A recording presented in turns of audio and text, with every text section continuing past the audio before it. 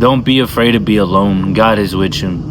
Maybe you're in a season of life where you seem like you're alone, but you gotta remember that you're not by yourself.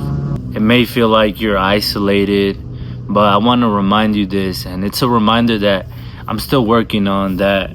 You're not isolated. God is with you. And that's when I started realizing, if God's with me, what do I really fear? And now I want to talk about this because you got to ask yourself these questions, because if not, you're going to go around them, but never truly attack them and never truly grow. You're just going to be in that comfortable situation, that comfortable zone. It's like when you start working out, you know that it's inevitable to go through pain, but instead of looking at it as pain, you look at it as just another obstacle to go through to get to the next level that you want to be at. The scenario in itself of being alone may be scary, and it should be scary, right? We're not made to be in this world by ourselves.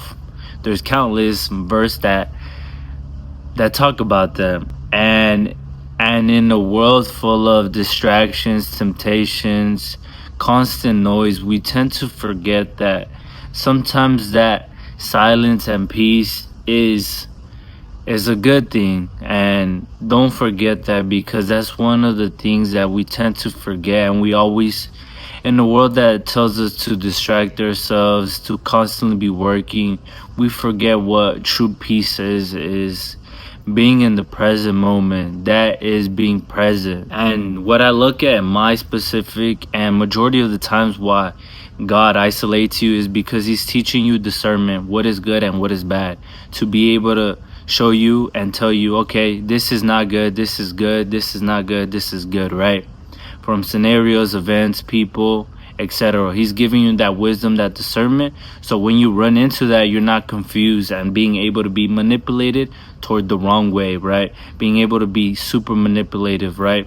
Because you don't know what you want, but now that you went into this version of yourself, this state of time where you're isolated, that's when you really find out who you really are and who God is drawing you to be. Think about it. It even talks about the Bible. Moses spent 40 years in the wilderness. Jesus, God himself, spent 40 days fasting, and he was being tempted. And a lot of us don't know what temptation looks like, and that's what is preparing us to know what temptation looks like, and it is to be able to avoid it. Just for like lust, a lot of people don't know. It sounds super simplistic, but it says run from it. By definition is every single time you see it, you just gotta deny the flesh and run from it.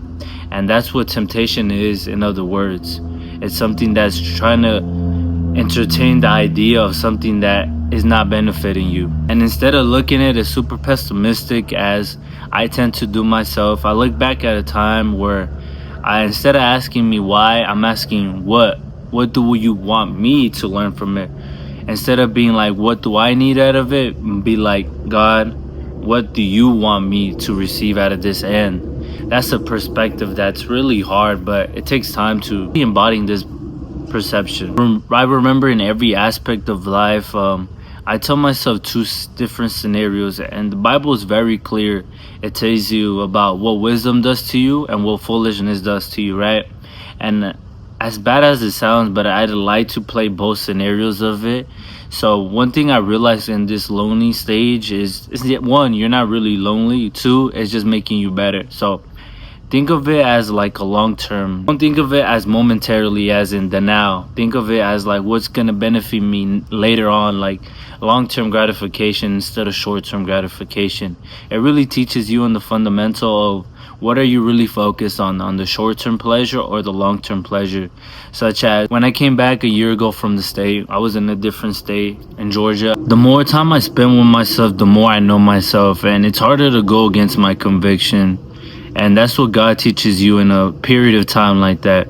When I was going out, I know deep down I shouldn't go out. It's not because it was not a bad thing to do. It's just that I was prioritizing things that shouldn't be prioritized, right? Such as if you know you gotta do X, Y, Z, you're gonna do it, not just avoid it. And I kept on avoiding it. And to a point, you become so stressed, so anxious, anxiety and all that. And that's when it really starts clicking. We're like, enough is enough. And that's when your life really changes, because you don't no longer want to suffer. And I tell you, instead of going through that and yourself is waiting for you to suffer, just do it beforehand, because one, you couldn't avoid so much pain, so much struggle for no reason. The key aspect of it is, when you ask, you will receive, but it's just a matter of time up to you when you really want what you say you want. When you want a certain lifestyle, a certain outcome, a certain body, it's every single time you go against that conviction, God's reminding you, okay, you wanted this, come on, work towards it, right?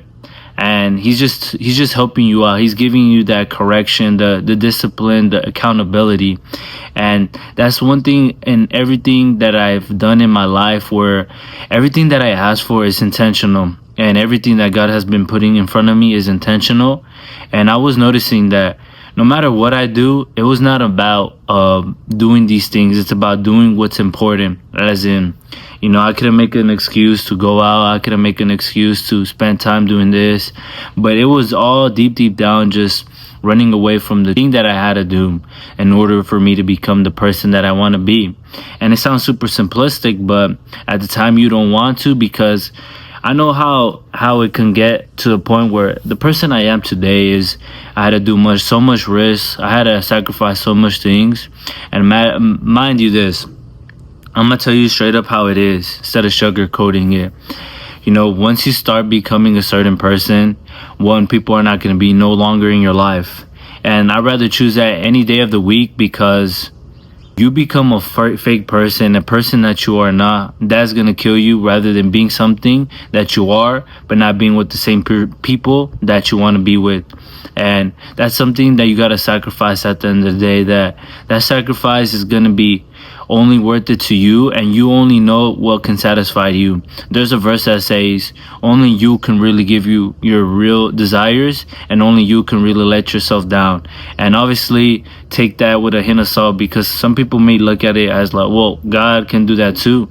But my point I'm trying to make with this is, you got free will towards it. It's in Proverbs. I gotta look it up. One of these days I'm gonna show you guys. So just talking about that is important, because if they don't accept you for a fake person that you are, they're never going to accept you for the real person that you are. And that's something you got to just eat up and devour and accept in your life, that God wasn't accepted and he was a perfect person. And that's my perfect analogy to be able to fit in a world that I'm not supposed to fit in. And then that's what he really started speaking to me lately, when I started really avoiding the things that I shouldn't do and being the person that I've always wanted to be and God has been calling me to be. Is doing that in itself is reminding, why did you want this in the first place? Why do you want to do what you want to do in the first place? Why do you want to live the way you want to live? Why are you here? And it comes down to asking yourself that. And it's just reminding yourself. And my why is so powerful now, because it's so ingrained in my mind that every single time it's so intentional with everything that I do. And that conviction, no one's going to understand it, only yourself. And maybe I may sound like a record player, but it's just for myself, and someone that's really arrogant like myself is you can say this 10,000 times, but it's only going to click when you want it to click. It's only going to happen when you want it to happen. No, it's like they say, you just don't want it enough. And that silence feels heavy, but I tell you, the thing that really gets you through it is just prayer in itself, and knowing that it's part of the journey. I used to just avoid it and be well, why don't I just be comfortable in this state of life instead of just getting more uncomfortable, and then accept half of me not. But then I came to realize that they're not going to accept me. Might as well just not live in regret and be the best version that I can. It also says Deuteronomy 3:16 that he will never leave us nor forsake us. And I think that's something that you got to tell yourself, that no matter where you're at, God will always meet you where you're at. And it's that simple, yet powerful. Something is super crucial in these moments. Now that you know what you want, is really praying for wisdom, praying for a system that works, praying for biblical knowledge about how to go about it the best way through God's lenses. And God's gonna show you. It's just when are you willing to receive it. It took me too long to be able to know what I know now, but only God knows it's gonna take me this long, this experience, for me to learn what I have to learn. So I'm gonna be honest, if you're just like me, I know the more I start learning myself, I see aspects of myself in people, and I know someone's gonna read this and resonate with this or hear this, whatever it may be. But I just want you to know it's not a punishment.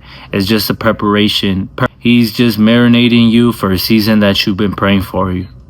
That you're in a season that you've been praying for, and in a matter of time when you really reap what you've been harvesting. All these years, all these thoughts are not ideas, all these actions, all these steps, all these identities that you went through, all this suffering, all this pain, that the pain that you're going through doesn't compare to the glory that's coming, right? And that's my life, where I know all that pain can be super confusing, be like, well, why is my life the way it is? Because you ask for it and you shall receive, and knock and the answer shall be open to you. And I want to leave it by this. Don't run from it. Embrace it. Embrace it. Embrace this difficultyness, because that is what's gonna make you. And these are the times that you're gonna be grateful, because you're not gonna be grateful when you become successful. You become grateful when those times that you didn't know that you were gonna be successful, but you kept going.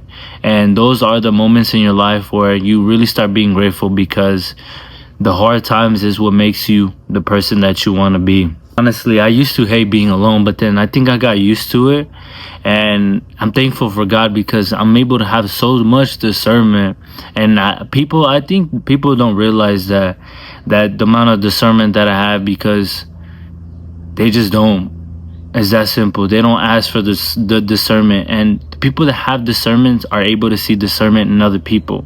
And if this spoke to you, drop a comment down below and like and subscribe for more videos like this, because it's only up from here. And that's life. There's only one way from rock bottom.